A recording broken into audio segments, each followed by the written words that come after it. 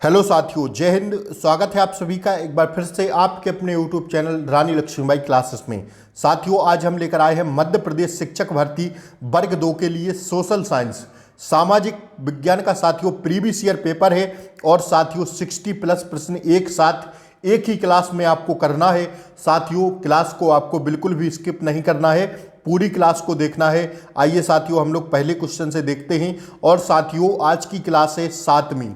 मैंने साथियों 6 क्लासें करा दी हैं। अगर आप लोगों ने इन 6 क्लासों को नहीं किया है तो मैं इसी 7वीं क्लास के नीचे साथियों लिंक साथियों डिस्क्रिप्शन बॉक्स में 6 ही क्लासों का पिन कर दूंगा, तो आप लोग वहां से देख सकते हैं। साथियों, पहला प्रश्न आपसे पूछा गया, फेरा।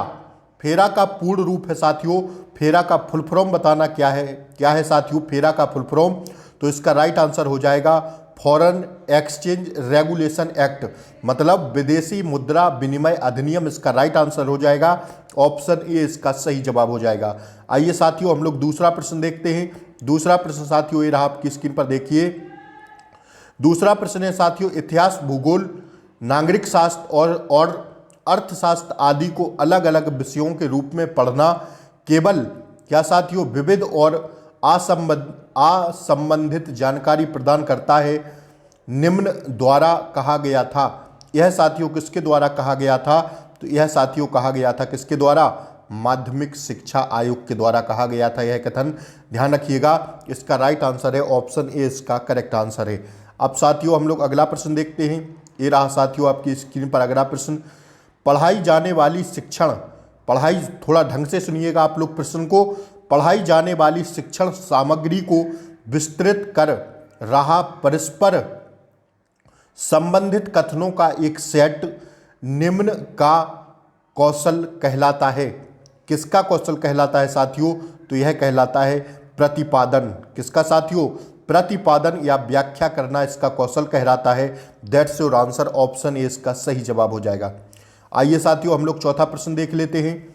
चौथा प्रश्न साथियों है, निम्न में से कौन सा कथन सही है? साथियों बताना है, आपके सामने 3 कथन लगे हुए हैं, तो आपको बताना है कि कौन सा कथन सही है साथियों।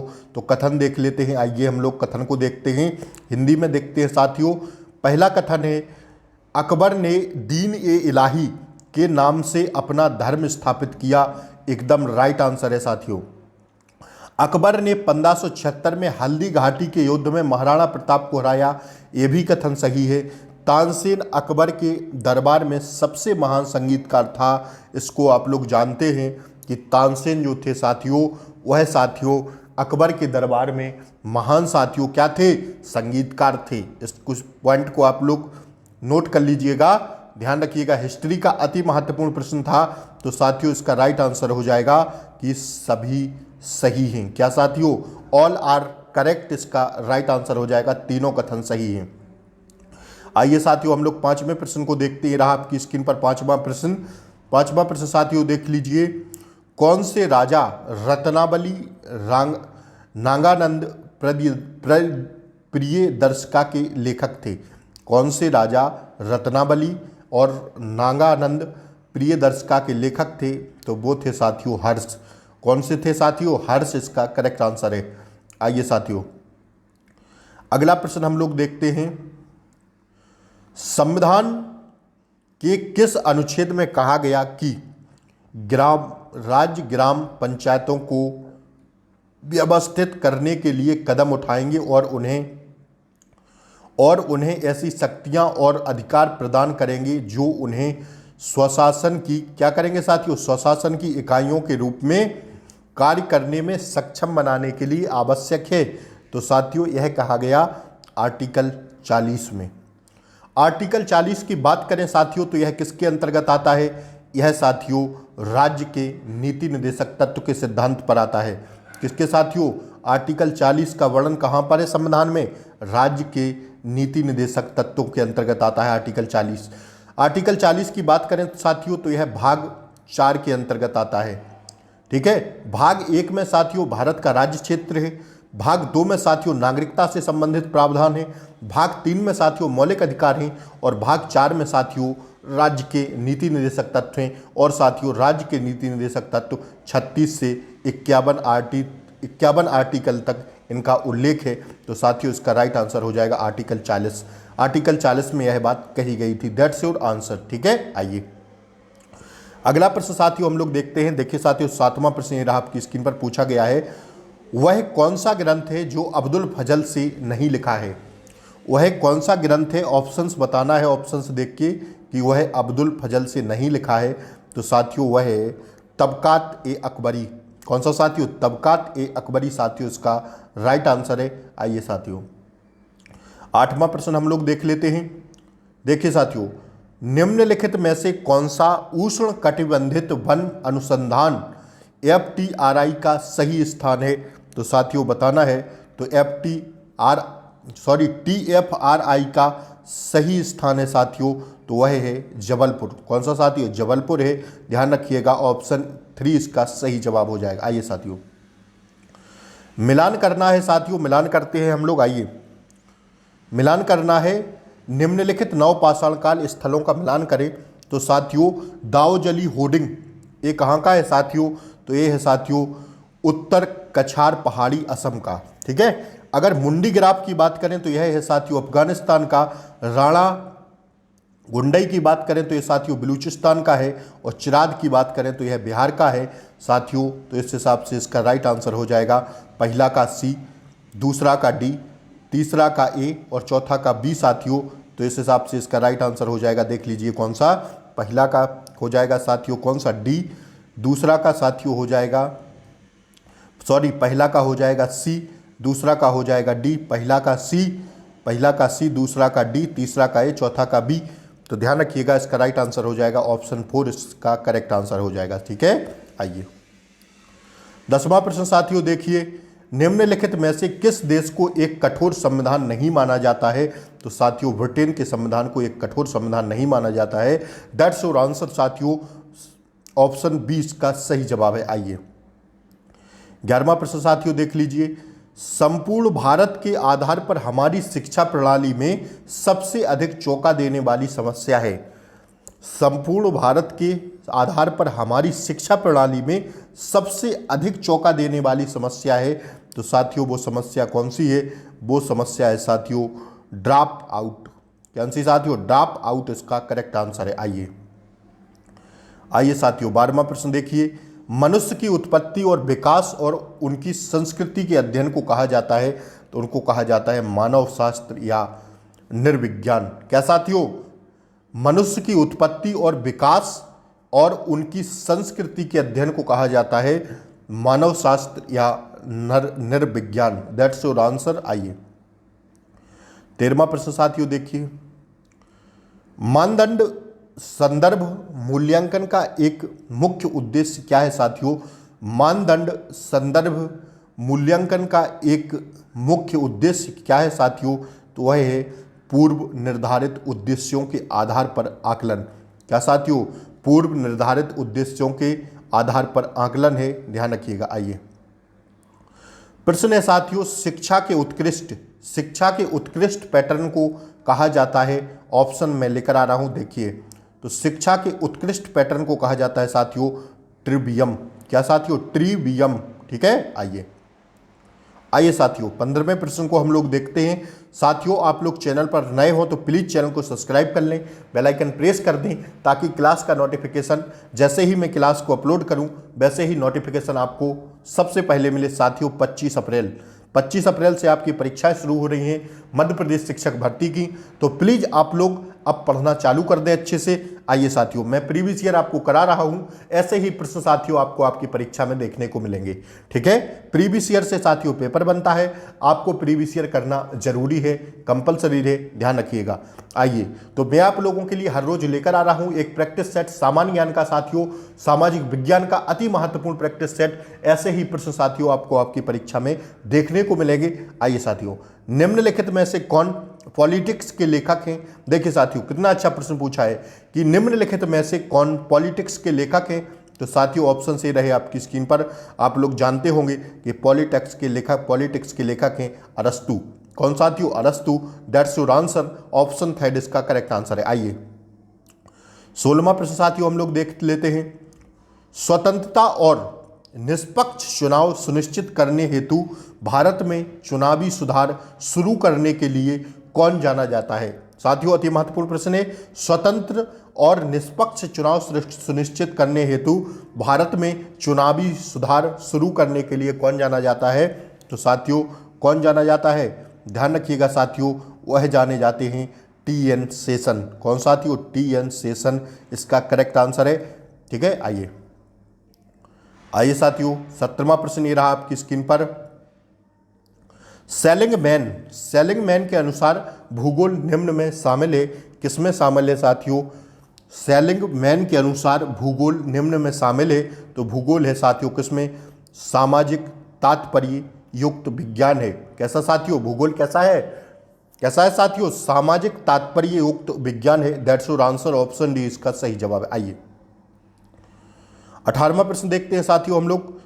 कक्षा के विचारों और ख्यालों की सामाजिक और सहकारी व्यक्ति जो एक लघु समाज और साझा पर्यावरण के रूप में संबंधित है, यह विधि कहलाती है साथियों। कैसी विधि कहलाती है? तो साथियों यह कहलाती है सामाजिक मौखिक आवृत्ति विधि, सामूहिकृत पाठ विधि। That's your answer, option third इसका करेक्ट आंसर है। आइए साथियों 19वां प्रश्न देख लीजिए साथियों। जनहित याचिका PIL की अवधारणा टेस्ट द्वारा शुरू की गई थी। किसके द्वारा शुरू की गई थी? PIL की अवधारणा। साथियों इस प्रश्न पर आप लोग स्टार लगा लेना साथियों, अति महत्वपूर्ण प्रश्न है, छपेगा आपकी परीक्षा में, ध्यान रखिएगा आप लोग। तो किसके द्वारा की गई थी? न्यायमूर्ति PN भगवती के द्वारा। जनहित याचिका साथियों PIL की अवधारणा शुरू की गई थी न्यायमूर्ति PN भगवती द्वारा। That's your answer, option B इसका सही आंसर है। आप लोग इस क्वेश्चन को नोट डाउन कर लीजिएगा साथियों। ठीक है, आइए 20वां प्रश्न साथियों देख लीजिए। यहां से शुरू हो रहा है क्या? नहीं, आइए।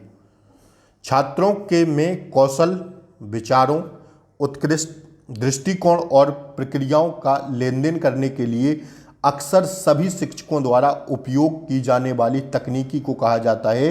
तो इसको कहा जाता है साथियों क्या? प्रदर्शन कहा जाता है। ऑप्शन 4 इसका सही जवाब है। ठीक है, क्या कहा जाता है? प्रदर्शन। आइए 21वां प्रश्न साथियों देखिए।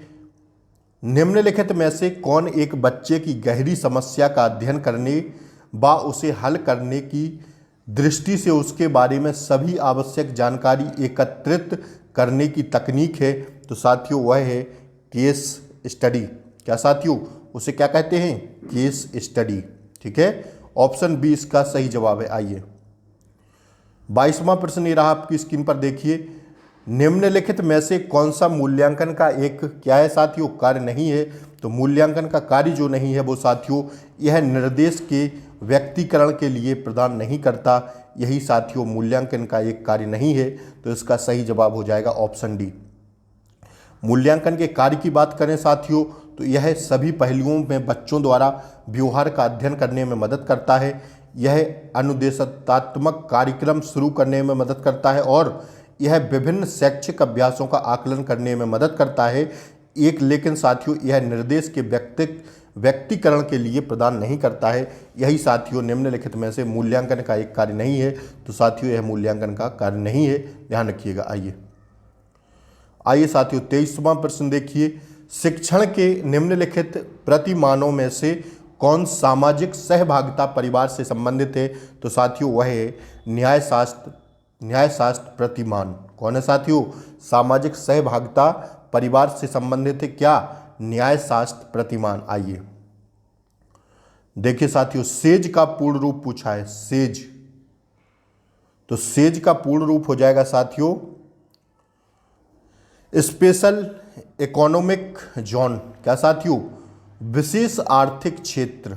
विशेष आर्थिक क्षेत्र, स्पेशल इकोनॉमिक जोन इसका राइट आंसर है। ऑप्शन बी इसका सही जवाब है। किसका साथियों? सेज का पूर्ण रूप। आइए 25वां प्रश्न साथियों देख लीजिए। तुर्कान ए चहलगानी किसके शासन के द्वारा किसके शासन के तहत शुरू की गई थी? तो यह की गई थी साथियों इल्तुतमिश के। किसके शासनकाल से साथियों? इल्तुतमिश के शासनकाल से शुरू की गई थी? क्या? तुर्कान, ए चाहलगामी। ठीक है, इसका ऑप्शन ए करेक्ट आंसर हो जाएगा। अगला प्रश्न देखिए साथियों, किस विजयनगर शासक के गजवेटकर हाथियों का शिकारी की उपाधि धारण की? किसने साथियों?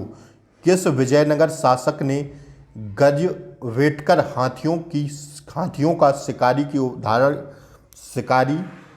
उपाधि धारण की? तो साथियों यह की देवराय सेकंड ने। ध्यान रखिएगा। ठीक है, आइए,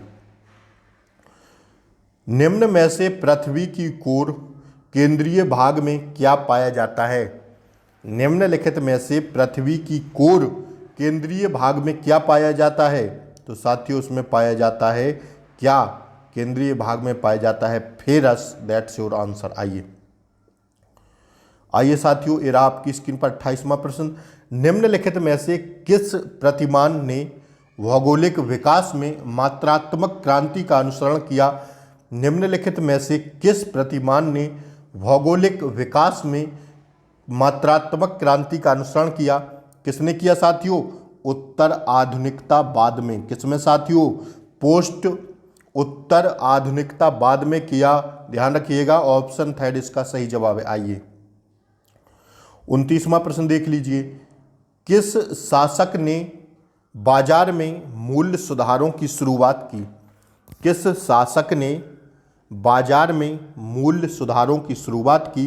तो आपको बताना है वह शासक कौन था। तो साथियों इसका सही जवाब हो जाएगा कौन सा? पहले ऑप्शन देख लीजिए, इसका सही जवाब हो जाएगा साथियों अलाउद्दीन खिलजी। ठीक है, आइए बढ़ते हैं साथियों 30वें प्रश्न की ओर। 30वां प्रश्न पूछा गया, हड़प्पा की मोहरों पर किस जानवर को उत्कीर्ण किया गया? हड़प्पा की मोहरों पर किस जानवर को उत्कीर्ण किया गया?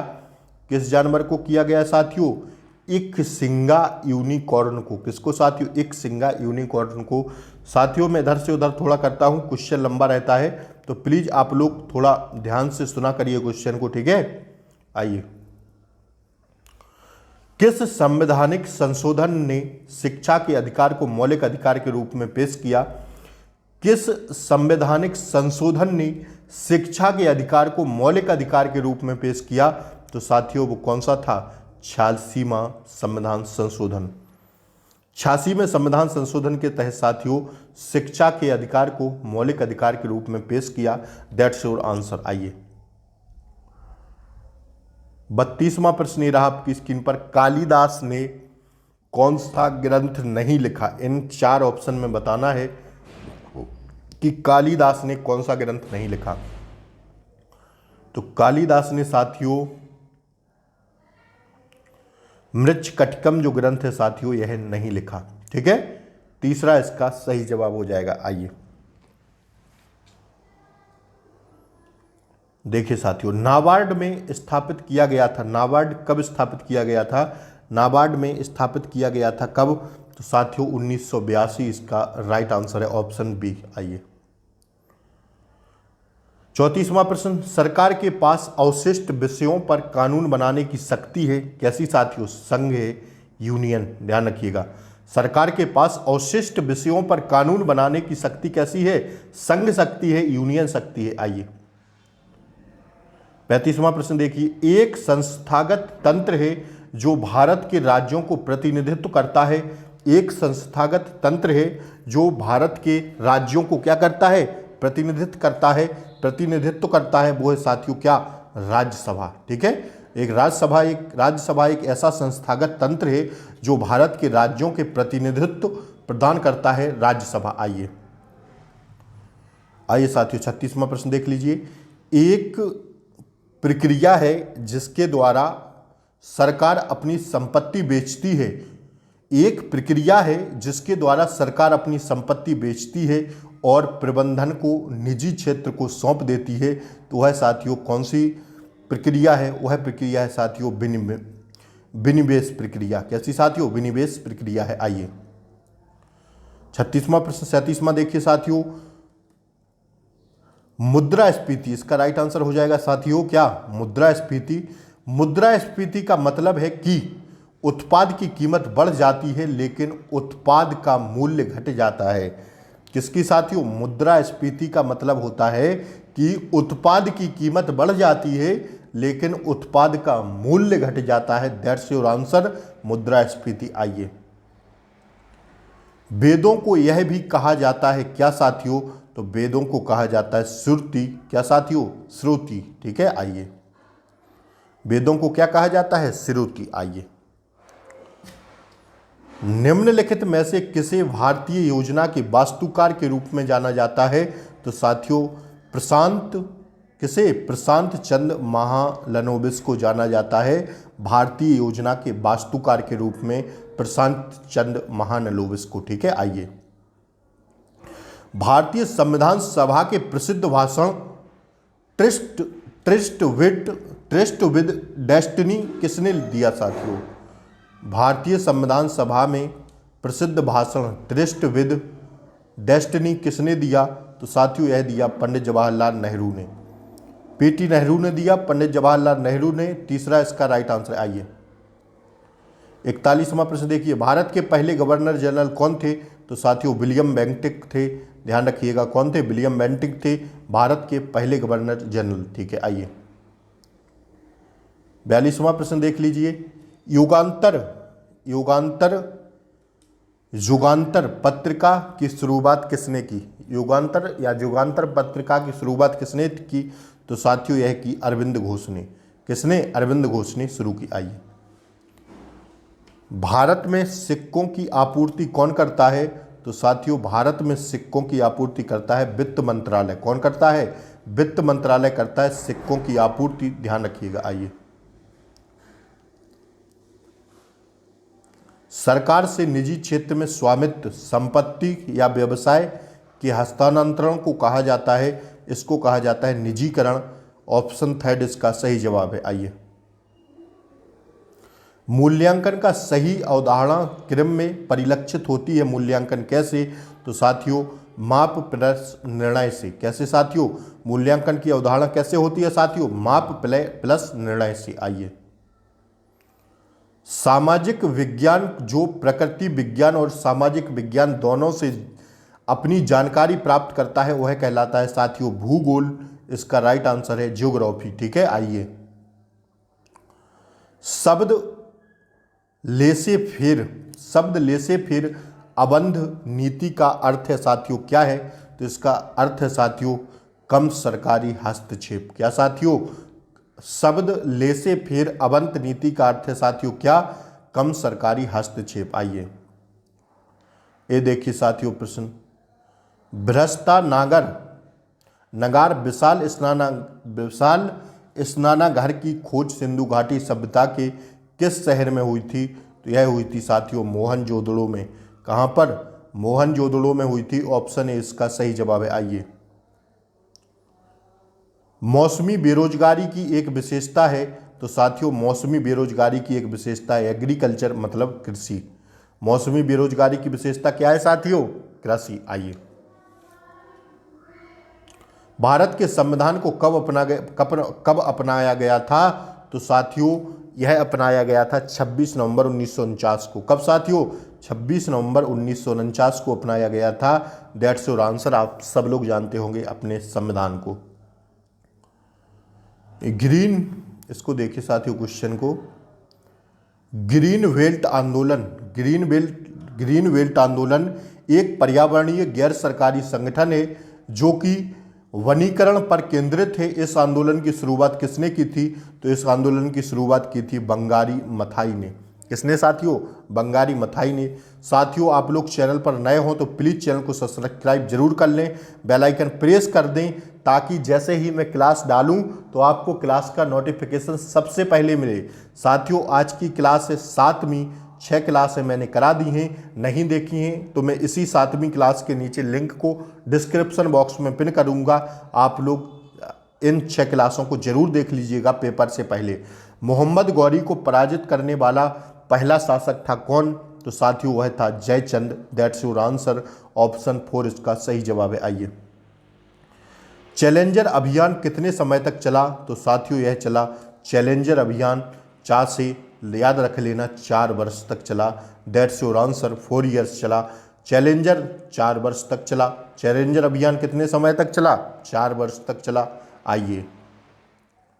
आइए साथियों, निम्नलिखित में से किस देश को पूर्व पेपल स्टेटस के अंतिम अवशेष के रूप में भी जाना जाता है? तो साथियों किसके रूप में जाना जाता है? वेटिकन सिटी के रूप में जाना जाता है। That's your answer. आइए, सर ह्यू रोज द्वारा किस शासक को विद्रोही का सर्वश्रेष्ठ और सबसे बहादुर सैन्य नेता के रूप में वर्णित किया था? तो क्या कौन थे साथियों? वह थी रानी लक्ष्मीबाई, जो अपनी क्लास का नाम है। क्या साथियों नाम है? रानी लक्ष्मीबाई इसका राइट आंसर है। आप लोग पढ़ रहे हैं जिस क्लास पर, उसी के नाम से याद रख लीजिएगा। सर ह्यू रोज द्वारा किस शासक को विद्रोही का सर्वश्रेष्ठ और सबसे बहादुर सैन्य नेता के रूप में वर्णित किया था? तो वह है साथियों रानी लक्ष्मीबाई। जिस चैनल पर आप जिस क्लास ले रहे हैं उसी का नाम साथियों अगर आप लोग याद रख लेंगे तो आपको यह प्रश्न आपकी परीक्षा में 2 नंबर दिलाएगा, ये मेरा वादा है। That's your answer. और साथियों इसी पर आप लोग चैनल को सब्सक्राइब भी कर लें। आइए, केप एगुलेशन किन 2 महानगरों के बीच विभाजन बिंदु बनाता है? केप एगुलस किन 2 महानगरों के बीच विभाजन बिंदु बनाता है? तो साथियों वह बनाता है अटलांटिक महासागर व हिंद महासागर के बीच। किसके साथियों? अटलांटिक व हिंद महासागर के बीच। आइए, जल की मात्रा के हिसाब से दुनिया की सबसे बड़ी ताजे पानी की झील कौन है? तो साथियों वह है वैकाल झील। कौन साथियों? वैकाल झील है। That's your answer. आइए, मौसम में काल वैसाखी या नॉरवेस्टर्स के रूप में जाने जाने वाले छोटे तूफान और आंधी अक्सर आती रहती हैं। कैसे साथियों? तो वह आती रहती हैं कब? शुरुआती गर्मियों में। आप लोग देखते होंगे शुरुआती गर्मियों में आंधी तूफान आते रहते हैं अक्सर। शुरुआती गर्मी जैसे ही साथियों मई का महीना आता है और साथियों अप्रैल का महीना आता है तो साथियों शुरुआती गर्मियों में। आइए, निम्नलिखित में से किस देश को टॉफी के पौधे के पौधे का स्रोत माना जाता है? तो साथियों वह माना जाता है किसे साथियों?